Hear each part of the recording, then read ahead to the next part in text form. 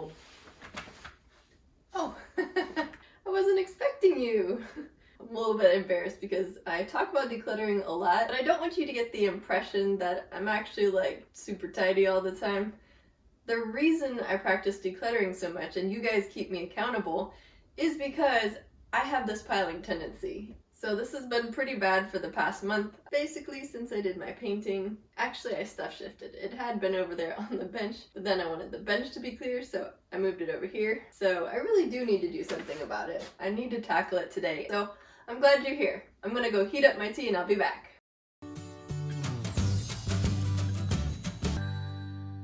Well, we could do this one or two ways. We could say, hey, just go declutter your workstation or computer desk. We could say, let's tackle paper clutter, because there's plenty there. Or we could do a declutter 5 things challenge.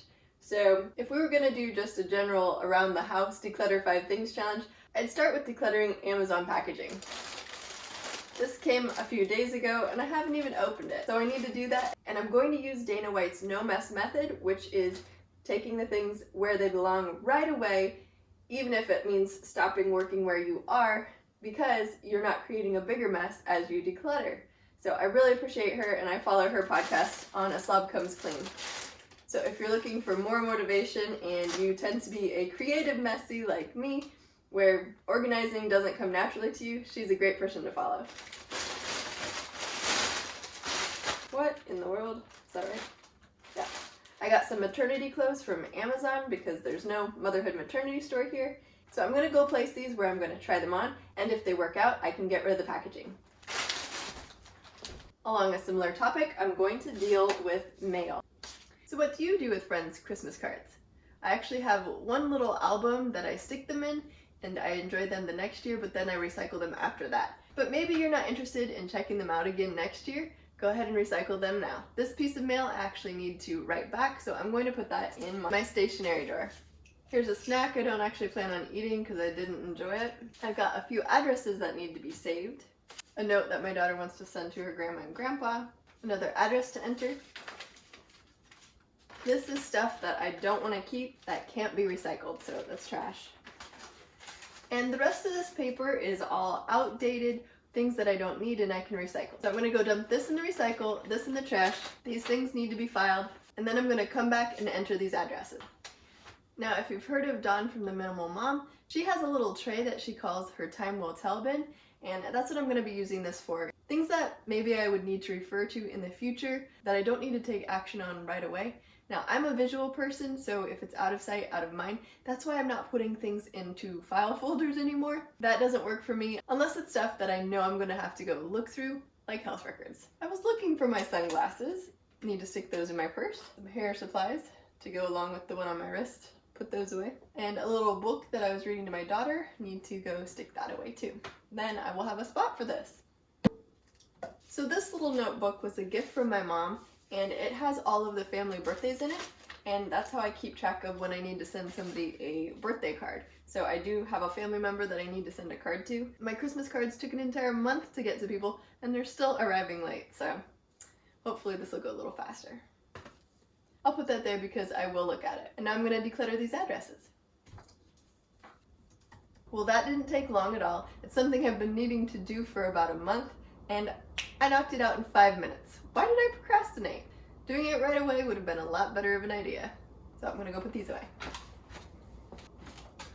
Here's an easy thing. This is a gift that never got given, and so I'm gonna go put it up in my gift closet. And since I'm getting up yet again, I'm gonna toss out this yucky snack I don't plan on eating. Alright, and finally, leftover project stuff. These are my paints. I'm gonna go put them in my paint drawer.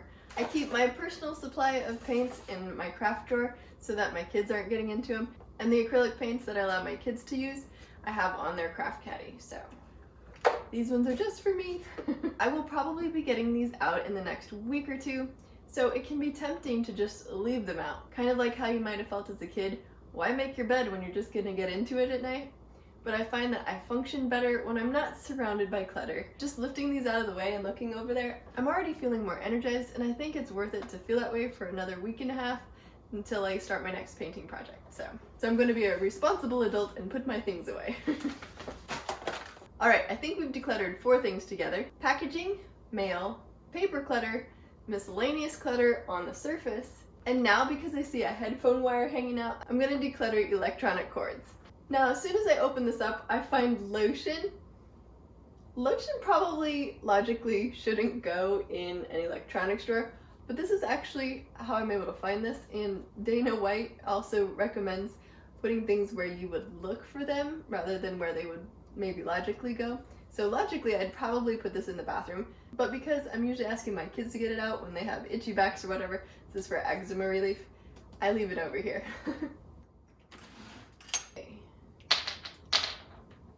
These plug into my phone, and because I'm on the move, I don't usually use these, so I'm gonna get rid of these.